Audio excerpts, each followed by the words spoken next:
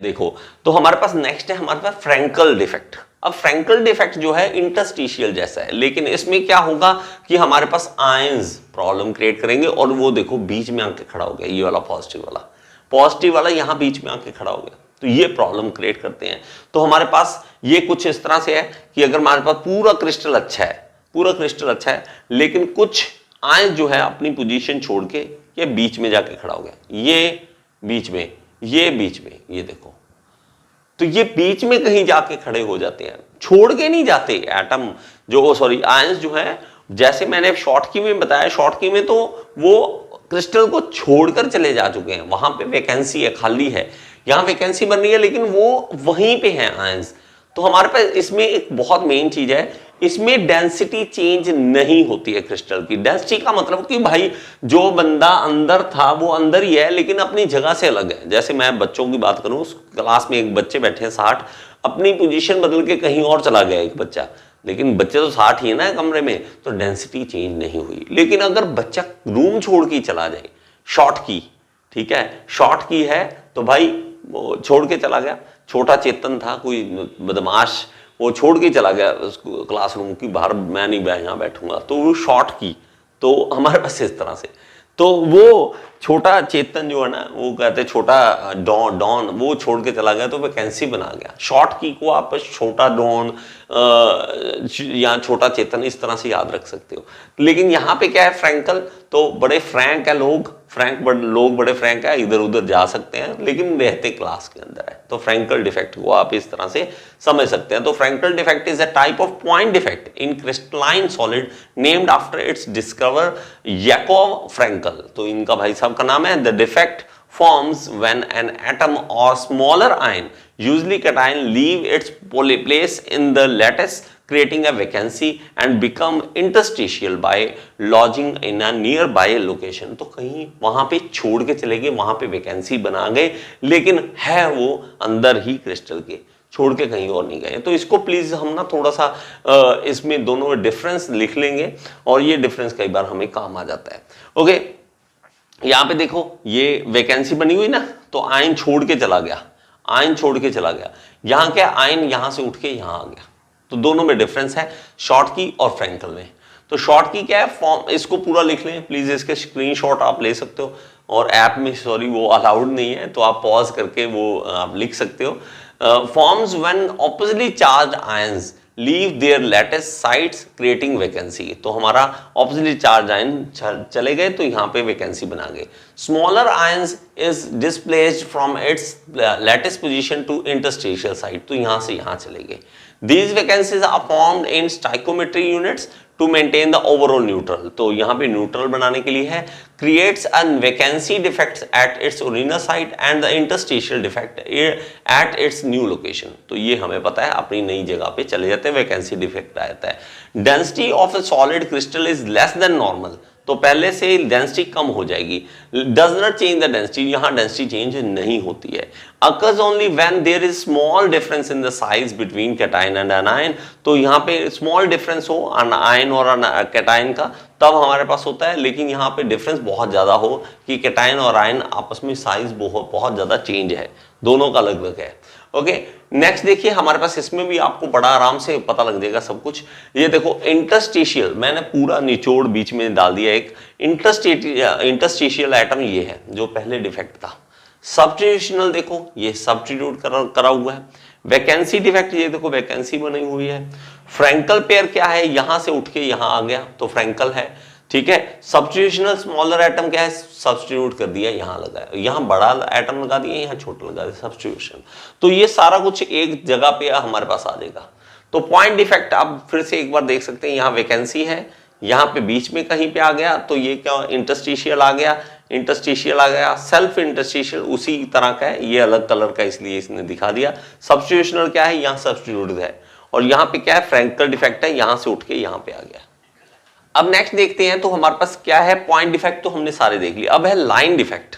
Line defect, एक line ही खत्म हो जाए कि मान लो मैं बोल रहा था कि एक लाइंस हमारे पास होती है, बच्चों की लाइन है, कि एक लाइन ही बीच में गड़बड़ निकले कि यार ये कहाँ भाग गए, 5 बच्चे एक लाइन से कहाँ गायब हो गए, तो इस तरह से क्या है कि क्रिस्टल यहां से प्रॉपर चल रहे थे, ये देखो सीधा चलने चाहिए तो सीधा चलने थे इस तरह से, लेकिन यहां आके बीच में पता लगा ये एटम ही नहीं है, जुड़े ही नहीं, तो उसके कारण ये शेप बिगड़ गई, इसकी शेप बिगड़ गई, ये इधर हो गए थोड़े से, शेप देखो सीधा जाना चाहिए था लेकिन ये अंदर हो गए।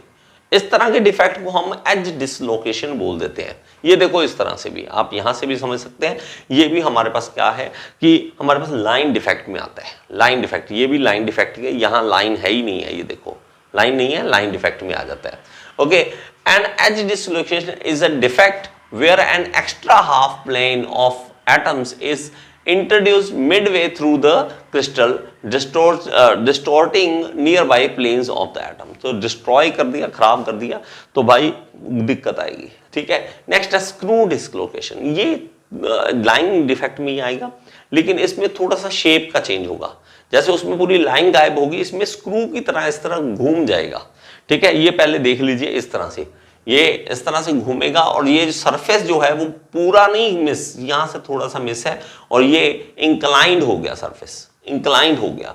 तो इसको प्लीज लिख लिए, स्क्रू डिस्लोकेशन क्या है? Screw dislocation is a topographical defect of a crystal lattice.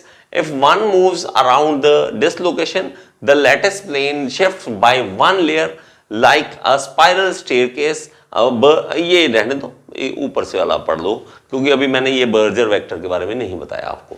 तो ये कुछ नहीं है कि हमें पकड़ के ऐसे घुमा रखा है, क्रिस्टल जो है वो प्रॉपर नहीं है, प्रॉपर शेप नहीं है, स्क्रू की तरह इस तरह घूम गया और उसकी शेप को चेंज कर दिया। ओके, तो ये इसीलिए मैंने आपको पहले पिक्चर जो है वो इस तरह से दिखाई थी कि ये देखो इस तरह से होता है। अब देखो हमारे पास एज डिसलोकेशन में ये था मिस एज वाले में, और यहाँ पे स्क्रू वाले में ये देखिए सरफेस इस तरह से टेढ़ा है। तो ये मतलब होना बिल्कुल सीधा चाहिए था, लेकिन इस तरह का बन गया। तो इस तरह के जो होते हैं वो हमारे पास लाइन डिफेक्ट में आ जाते हैं।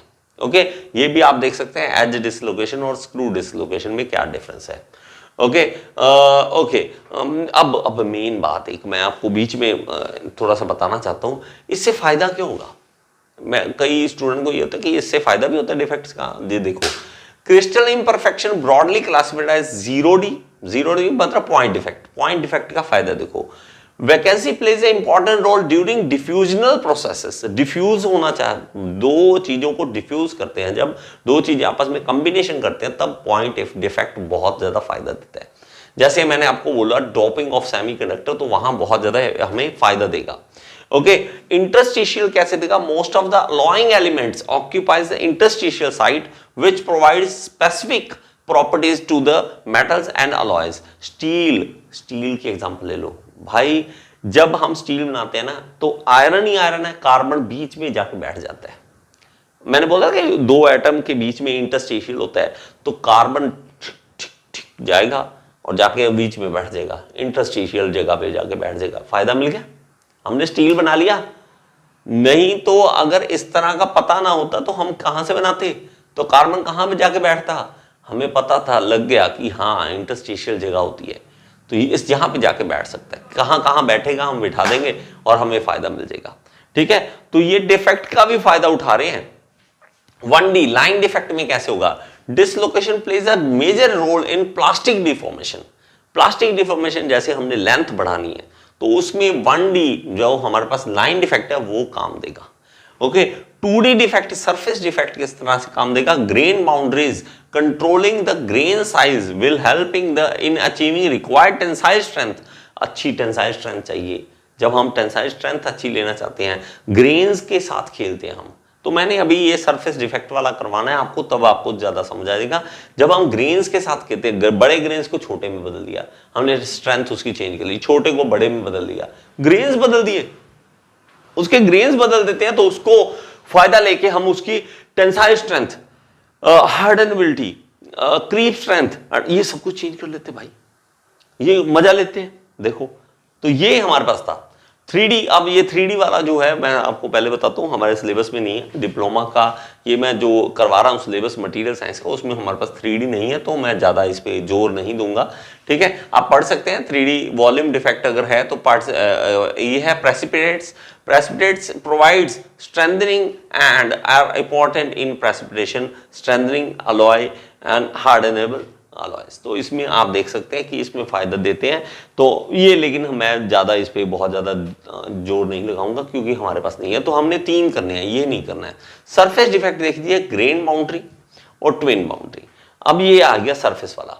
ग्रेन बाउंड्री डिफेक्ट क्या है? ग्रेन आपको पता होना चाहिए, मैंने पहले भी आपको करवाया। ग्रेन्स क्या होते हैं? जब हमारे पास इस तरह से क्रिस्टल जुड़े होते हैं एक प्रॉपर तरीके से इस ओरिएंटेशन में, ये अलग ओरिएंटेशन में आ गया तो ग्रेन्स हमारे पास बन जाते हैं। तो आपस में ये एक ग्रेन बाउंड्री बन जाती है।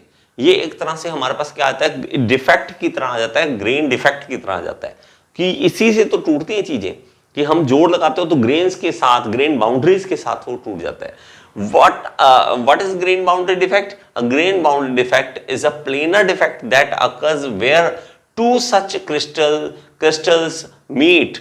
The same crystal structure and chemical composition exist on each side, but the orientation differ. तो हमारे पास ओरिएंटेशन, एक का भाई इधर लाइन लगा रखी है, एक ने इधर लगा रखी है, एक ने इधर लगा रखी है, तो ये क्रिस्टल अलग अलग मूव करके खड़े हैं तो आपस में वहां पे ग्रेन बाउंड्रीज आ जाती है।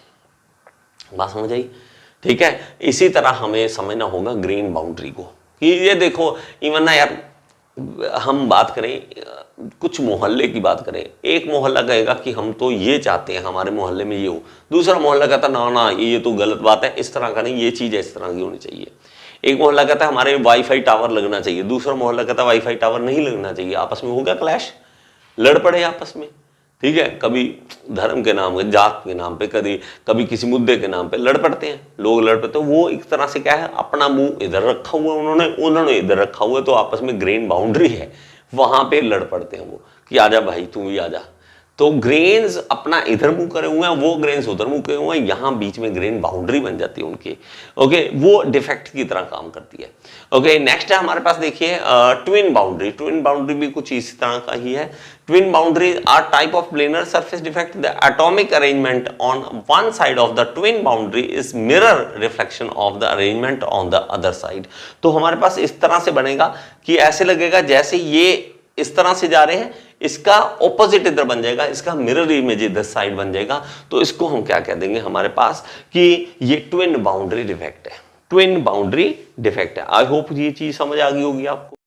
हेलो दोस्तों, क्या आप जूनियर इंजीनियर बनना चाहते हैं और पाना चाहते हैं सरकारी नौकरी या किसी प्राइवेट कंपनी में इंटरव्यू क्लियर करना चाहते हैं? चाहे कोई भी एग्जाम हो, SSC JE, RRB JE, ISRO, NHPC, all state AE JE exam के लिए, सबके लिए एक ही कोर्स काफी है, all in one AE JE course. इस कोर्स में आपको मिलेंगी live classes, recordings, PDF notes, test जो आपको हेल्प करेंगे आपके एग्जाम को क्लियर करने में। इसके अलावा आपको जो भी डाउट्स है आप मेरे से डायरेक्टली पूछ सकते हैं। तो देर ना करें, आज ही ज्वाइन करें all in one AE JE course को।